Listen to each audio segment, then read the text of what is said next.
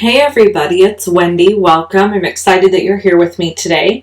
I want to start off by saying that the products I'm showing you today will be available for purchase on January 3rd, 2020 in the new mini catalog. This is the Best Dressed bundle. It makes a really cute handbag and it has some adorable stamps. So I'm going to show you today the basics of how to make it a purse and a backpack. So I've already pre-die cut some of the pieces that I need.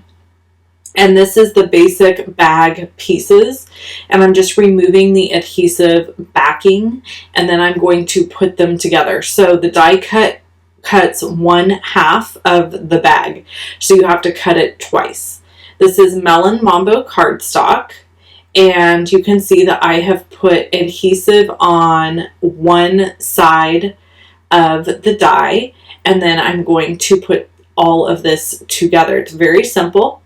You're just going to put the tabs together on the sides, and you can see I fuddle around here just a little bit trying to figure out the best way to fold it. You're watching me for the very first time put the bag together. So by the time I put the second one together, I am much better at it. So I realized I needed tear and tape on this tab as well because we have to be able to close the bag.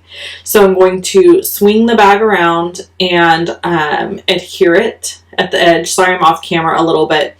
With stuff like this, if you don't line it up really, really well, you end up with something that's very off kilter and it doesn't go together very well. So that's a little tip for you. So I fold in both the sides first, and then you're going to fold down one of the tabs and then fold the other one over. So here is a tip for you on this bag.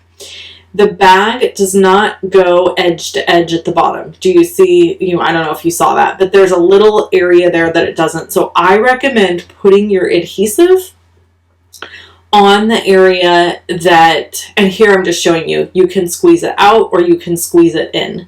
Just depends on the kind of bag you want it to be. So put the adhesive on the piece that you're folding down on the bottom, not the piece you're folding under. Does that make sense?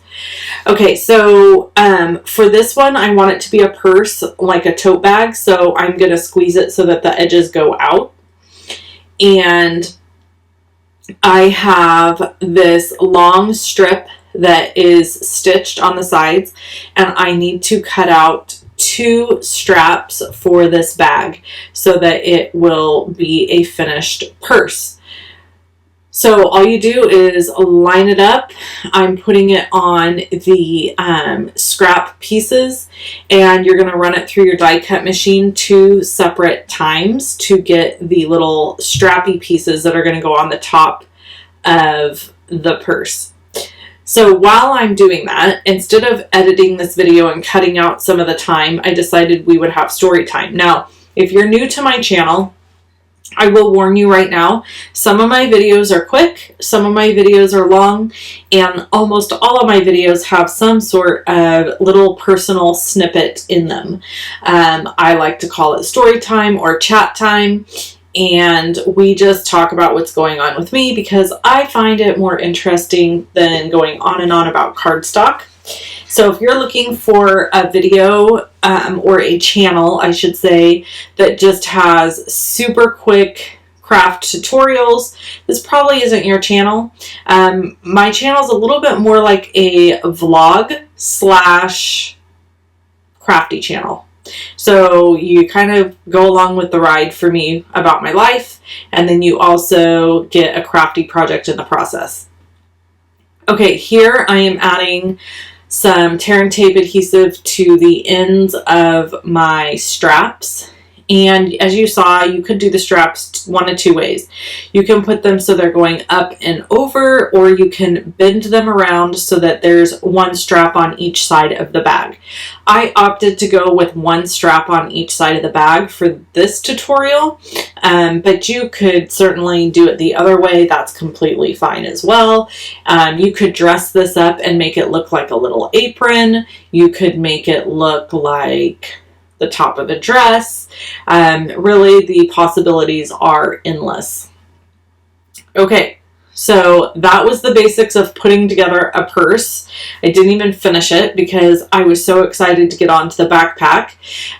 So the dies cut out these little buckles, and I cut the buckles out in silver foil paper, and I'm using my glue to glue these directly onto the backpack. And I'm trying to decide here how I want to do this. I'm like, how do I want to glue this on? Think, Wendy, think.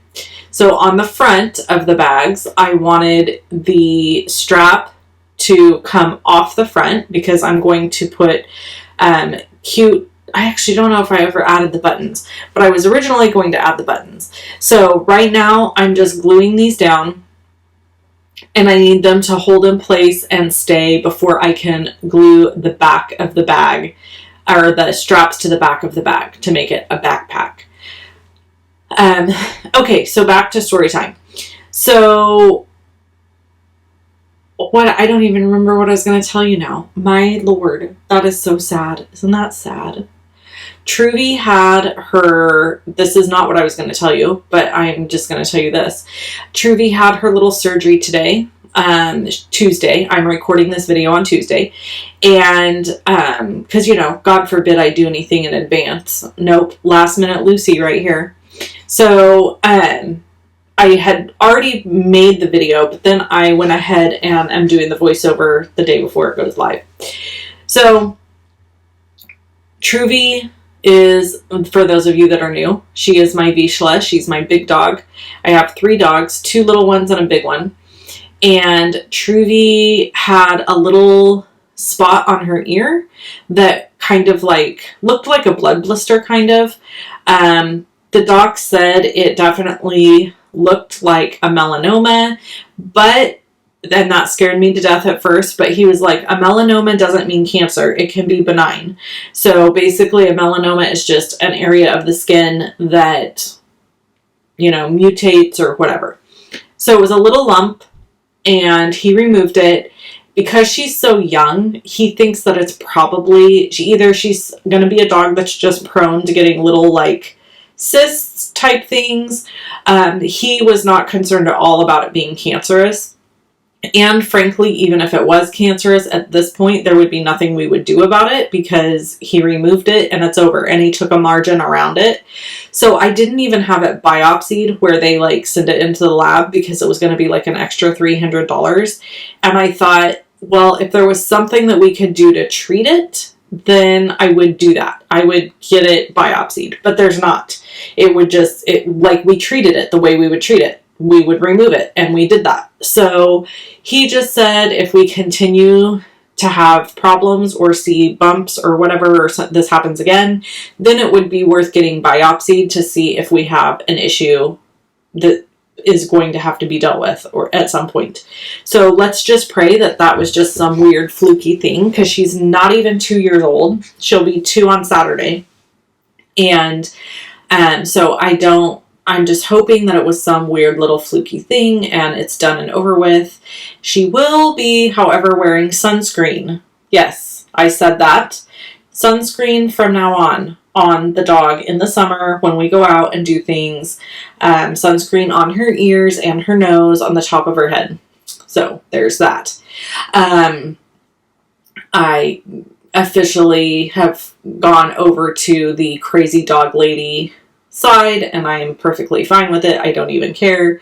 I love my dogs dearly, and if sunscreen is what's going to keep her from having any more of those, then that's what we will do. So here I am. This takes me a while. These are 1/2-inch white circle punches. So I just took a bunch of scrap Whisper White cardstock and took my 1/2-inch circle punch, punched a bunch out, and I am making a polka dotted bag. Why? I don't know. I just thought it would be really cute. So I started polka dotting this sucker up, and I only did it on the front, frankly, because of laziness. There's just no other way to say it. The back of the bag, I thought, it doesn't really need it. Nobody's really looking back there. Hindsight, I kind of wish I would have done the whole bag before adding the straps, but I just didn't. So this bag only has polka dots on the very front, and that's okay. Okay, so that happened today, and that was fun. Last night, I had my mom and my nephew over for dinner. They came and had dinner, and I gave him a card, and he's 15 years old, and I used some brand new product to make his card. I used the Bonanza Buddies product. Now, I can't show you the card because it's the same design that I used for my Stampin' Anonymous tutorial for December. And if I showed you how to make that card, then it would defeat the purpose of me having the tutorial, which, by the way, you can still purchase, and it is linked below the video. So anyway, I gave him the card, and it has this really fun feature when you open it. It's like a pop-out kind of. And he was like, this is really cool, which is a big deal. If you know a 15-year-old boy, you know that, like, them giving compliments or thinking something is cool is not normal. Like, they're odd. They're different. I don't know. But he opened it and he was like, this is really cool the way this opens. And then I said, yeah, and that's brand new product that hasn't even been released yet that I used on your card, which he thought was really cool. He does occasionally catch one of my YouTube videos, and he has an Instagram. He's an interesting fella. I think I've shared about before. He is on the spectrum. So he has an obsessive thing with trains and could tell you anything in the world that you would pretty much ever want to know about trains, more than you would want to know, I'm sure. And he just has kind of a quirky sense of humor, and yeah, he's a cool kid. I really love him. And as he's gotten older, more and more of his personality has come out, and he's just funny. He cracks me up because he'll say just about anything. And if you don't want the truth, you probably shouldn't ask him, because he will deliver it solid. No problems. No questions asked. You ask him a question, you're going to get an answer. And you possibly won't like it because it's unfiltered and uncensored, which I have told people is why I love him so much, because wouldn't it just be lovely if we could all just say what we thought all the time? I swear life would be so much easier. And then, like, not get offended. Because it's the same with him. Like, you can say something to him that would offend somebody else, and he's just like, okay. Like, it's just matter of fact. And it's wonderful. And I'm like, why isn't the whole world like this? It would be so much easier if everybody was like this. In that sense. There are other things that Caleb struggles with that are difficult for him, but he is just a straight shooter, and it's very easy for me because I'm not a person who gets subtleties very well. Things pretty much have to be spelled out to me, or just said very directly. I'm not somebody who takes like a subtle hint. I don't do that well. So for me, Caleb's wonderful because he just says exactly what he's thinking, and then I don't have to wonder. I might not like it, but I don't have to wonder and think about, like, what did he mean by that? Or did he mean something by that? You know, that's what we have to do in life. It's so annoying. It would be so nice if everybody just said exactly what they really thought instead of being careful. I mean, and I don't mean hurt people's feelings, but I don't know. Hopefully you get what I'm saying. Okay, let me tell you a little bit about this coloring. I'm using Poppy Parade Light and Dark, and I'm starting with the dark, and I'm putting it in the areas that would be darker. And how do you determine that? Anything that's underneath something else will be darker. Anything touching something else will be darker in that area. That is where your shadows would be. While I am coloring, and all of this bumping around you see is Truvy jumping on me, just as an FYI, while I'm trying to color because she wants my undivided attention. And then I'm going to go in with Pumpkin Pie and then Pineapple Punch to kind of lighten up the edges. This is one of my very favorite color combinations. If you've watched any of my older videos where I color some larger flowers, I color them this way as well, because I really love the combination. So if you use dark Poppy Parade, light Poppy Parade, light Pumpkin Pie, and dark Pineapple Punch, you get a really beautiful red, fiery looking flower. And I just love the combination of those colors. So I use them often. And I knew that they would be beautiful with black and white. So I colored the leaves Granny Apple Green. Is that right? Yeah, Granny Apple Green. And then everything else was the other color combination, that I told you about. Okay, so after I've colored them, I've let these polka dots dry. I put a dimensional on this because this is my closure piece for this little backpack. Before I close it, I realize I probably should put candy in there, because if I pull it back apart without doing that, it's going to be an issue. And then the struggle came. I really wanted to put some sort of a sentiment on the front of this backpack, but there just really wasn't one that fit the way I wanted it to. I wanted a very slender happy birthday sentiment, and there wasn't one in this set that I wanted to use. And honestly, I didn't want to take the time to figure out another option, so I just left it blank. For the flowers, I'm using Stampin' Dimensionals, and I'm going to pop up the flowers on the edges, the corners of the backpack. I felt like they needed to have some dimension, and I really wanted them to stand out and look pretty, almost like they were pinned onto the backpack, not necessarily that they were part of the backpack, if that makes sense. The other thing you could do is you could color a bunch of these and glue them directly on the backpack, kind of like I did the polka dots, and then you would have this gorgeous black backpack with flowers all over it. So that's an option as well. I hope you enjoyed this video tutorial. If you want any of these products, you can shop with me at Shop Love and Stampin'. The links are below the video.